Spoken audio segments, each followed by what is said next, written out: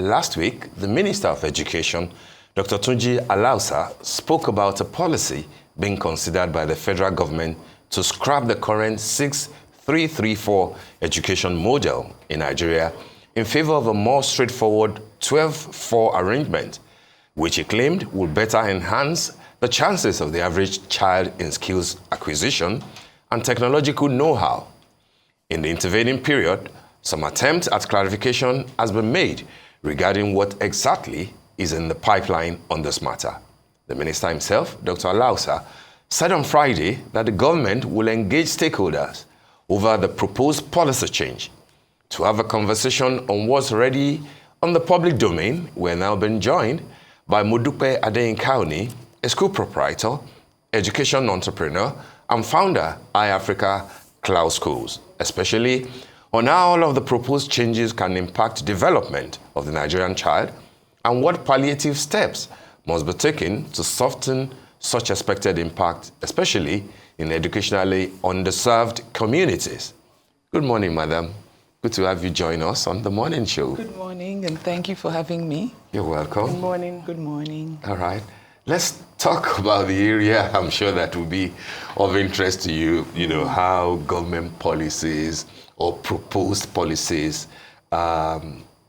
it's been talked about, it's been accepted, it's been viewed, by owners of schools, parents, students and pupils themselves, in relation to what the current Minister of Education, Dr. Tunji Alausa, said, but has since clarified about the possibility that the current 6-3-3-4 education model will have to give way ultimately for the 12-4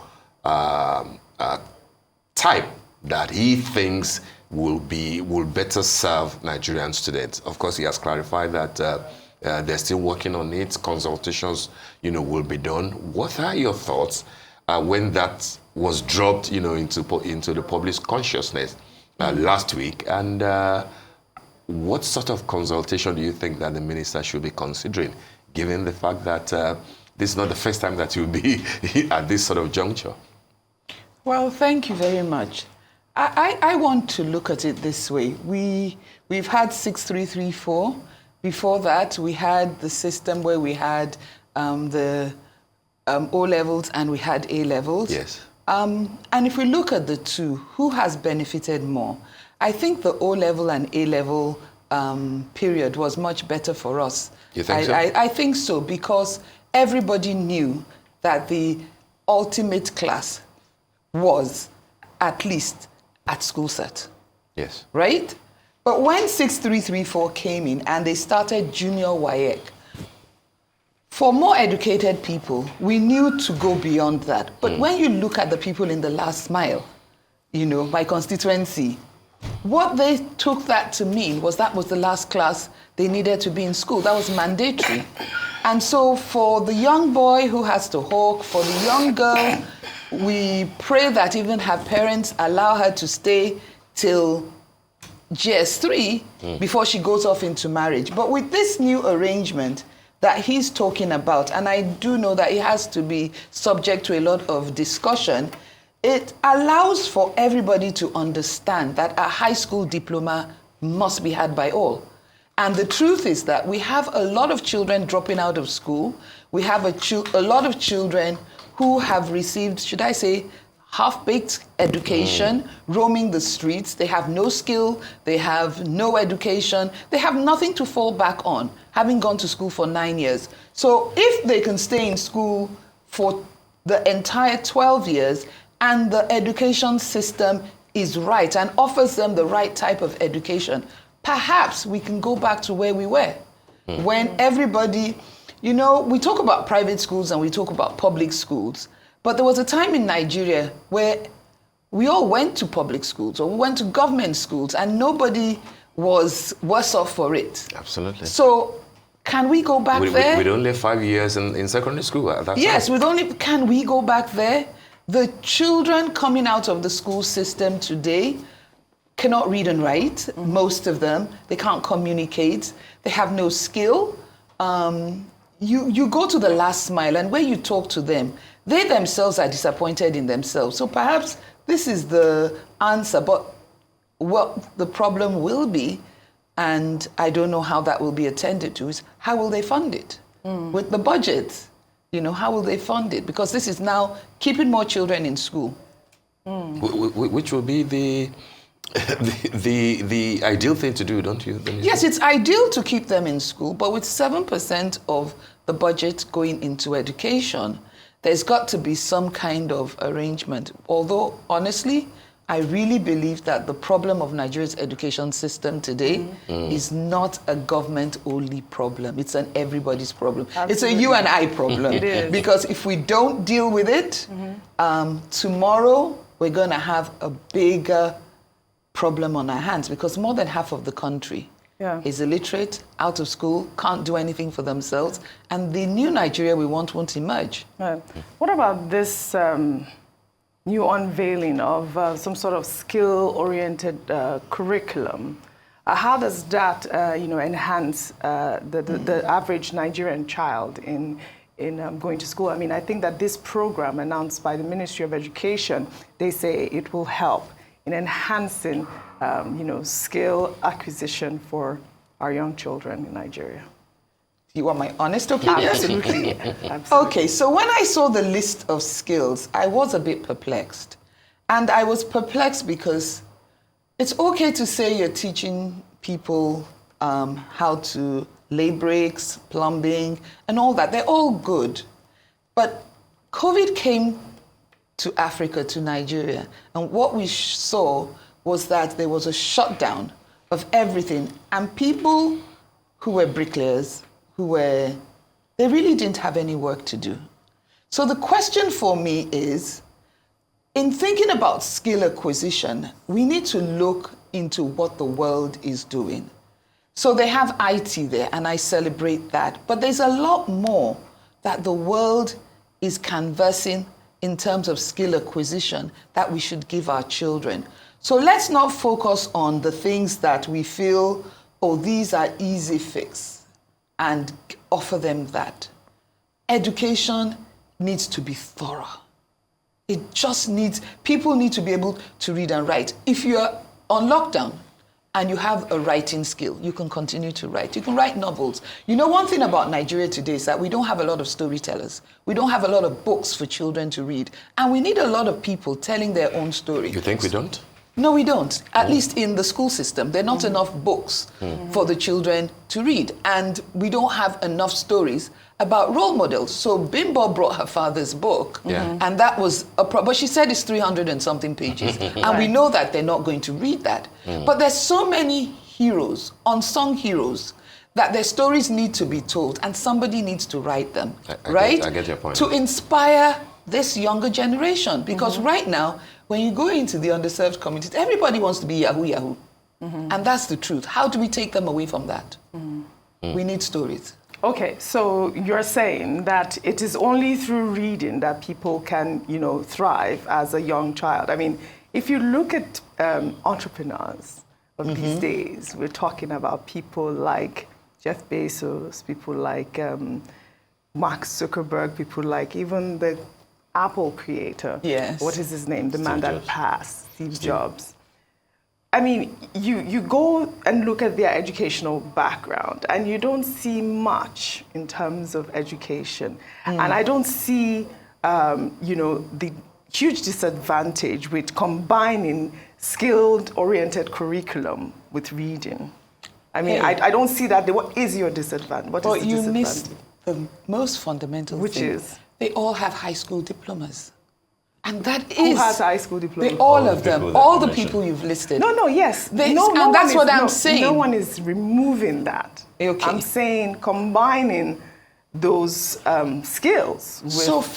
No one is removing that. So for Gen Z, Gen Alpha, yes, the children in school today, what we need to help them find is their niche, their talent, what they like. You understand? And help them to... So these guys found technology, and they dived deep into technology and created things. There are many children doing that today who love technology, but is it all about technology? So they're artists. there are people that can act. We need more actors in Nollywood. So where are those skills being nurtured?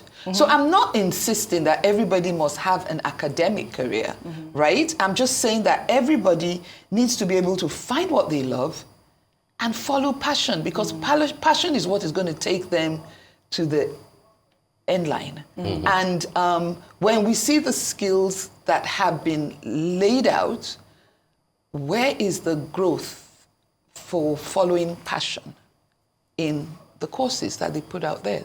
That I'm not saying those courses are not good. Namely what? Plumbing, hairstyling, beauty, there's no makeup and all that. There are people that are passionate about makeup. So the truth of the matter, we all know Tara, but exactly. let's look at it. By the time every girl is taught to make up in school, right? They're not going to need makeup artists. The point is that it's a collaboration, isn't it? Yes. Are they removing education? No. I'm saying No. So it's an add-on. So what the curriculum says is that we should add some of these. And you're against that? I'm not against it. Oh, okay. I'm just saying that with that, there should be a lot more. Okay. There should be a lot more, because this whole education is wide. What the future of work is calling for is wide. So we have IT, but with IT, there's so much more. There's design, there's marketing in IT. There are things that I feel people can use if they were on a lockdown. This remote work, I feel that we need to support them in that space. I don't know. All right, let me come back to the proposed policy again. Okay. Because as a parent, I confess that sometimes it can be a bit confusing to me. But given that you run a private school, I know that you have better knowledge of it. Do you think that what obtains now, at the moment, particularly in private schools, is kind of preparatory, if not inspirational, to what the minister is trying to propose by 12-4? 12 in the sense that what I was hoping, what I knew, was when you say 6-3-3-4, if you are in secondary school, you say I'm in GSS 1, GSS 1, 2, 3, or SS 1, 2, 3. But these days, what I hear students say is that I'm in year 11, I'm in year 10, I'm in year stuff. It can be a bit confusing to me. Isn't that what we will find in Dr. Alausa's proposition?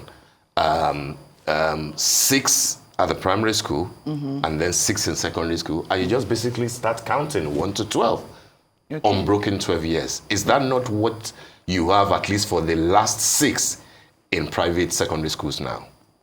Yes, so 6-3-3-4, I think the only thing that confused people is the fact that there was that exam, which is similar to Checkpoint, which they have in the UK, that allowed some people to fill, mostly the underprivileged, the people who wanted to take their children out, who did not see education as a value add to their lives, right? I think what this new model is trying to show us is that it is a value add, and we want to hold the children for an additional 3 years.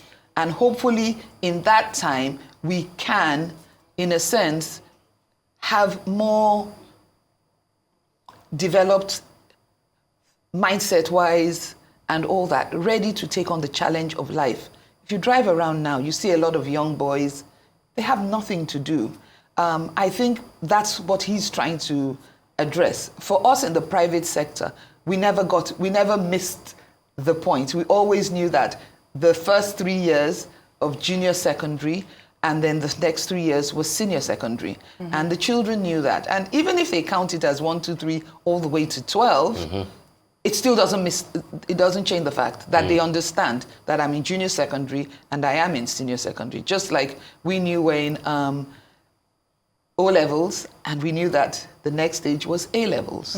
So I would say to Nigerians, don't get bogged down by his comment about changing to 12. I think what we should be asking for is what is it going to add to the lives of the people that he's trying to address. And honestly, I've been to that last mile.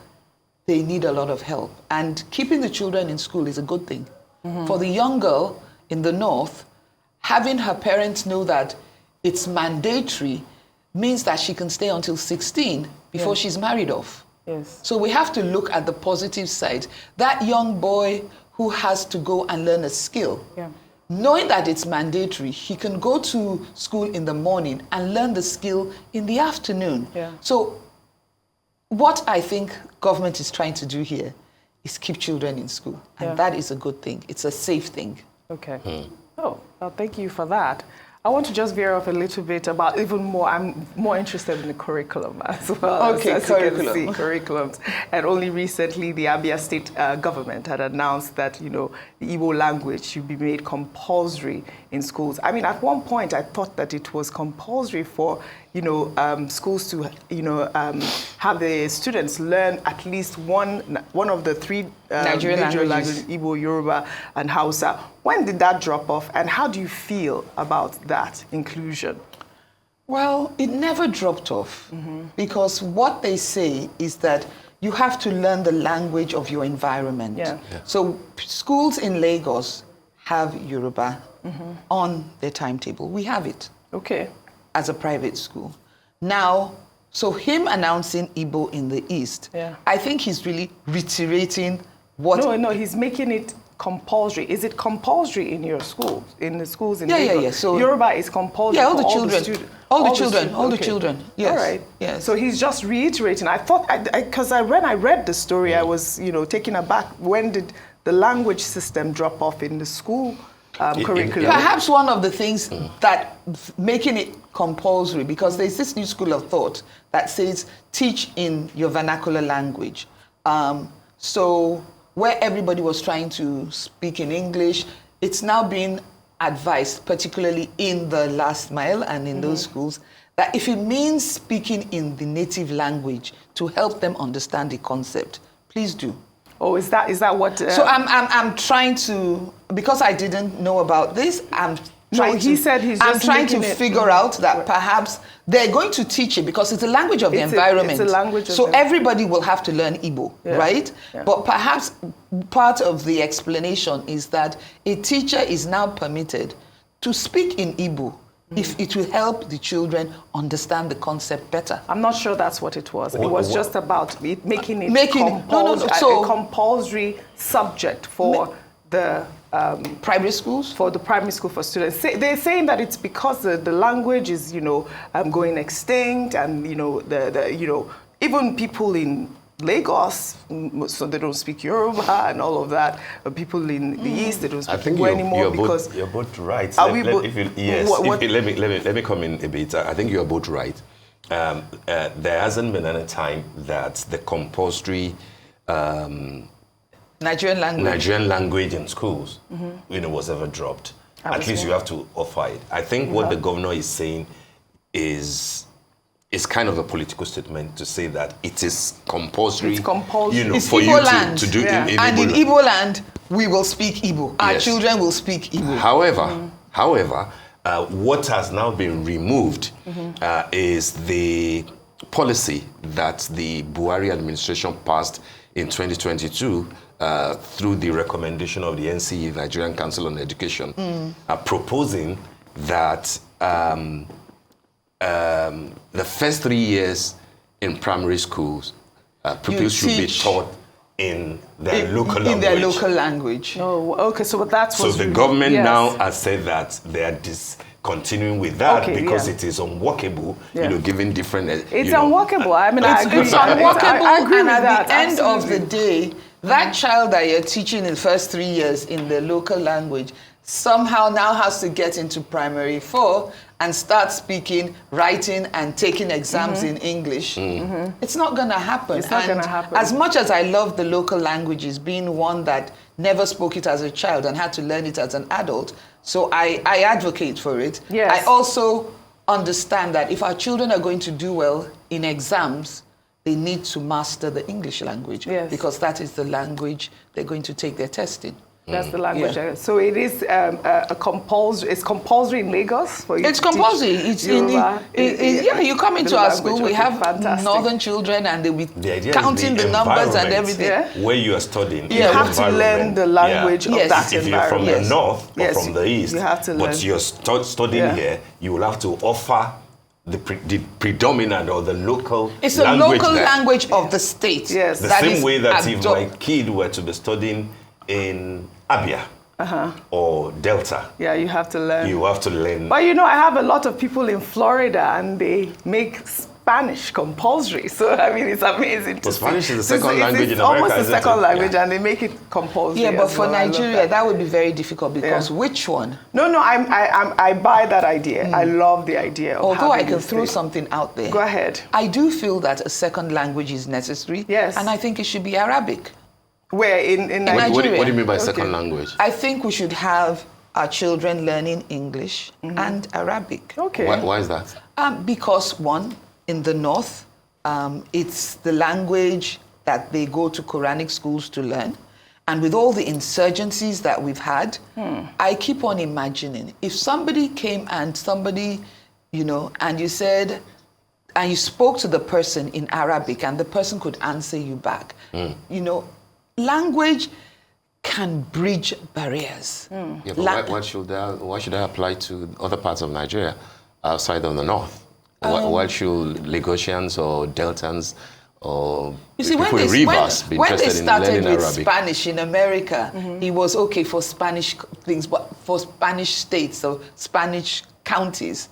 But today, Spanish is spoken across America. Yeah, but the entire I'll tell you why. But I'll tell you why it is good for us, because there's the Middle East, and we do a lot of trade with the Middle East. It is nice to go to a country. We do bigger trade with the Chinese now. Yes, and so we teach Mandarin. How many are we going to start learning? So I teach Mandarin in my school. So you know what the easy thing is? Beautiful at the end. We are surrounded by French-speaking people. We should learn French. Arabic. Children can learn 5 languages. Yes, simultaneously. Their brains can take it and they don't get confused. Yes. So don't look at it with your mindset of how they can. All right. Yes, absolutely. Well, they can. Thank you so much. Thank you very much for enlightening us. Thank you very much. Program. It was nice being here. All right. Absolutely. Thank you. We'll see you again.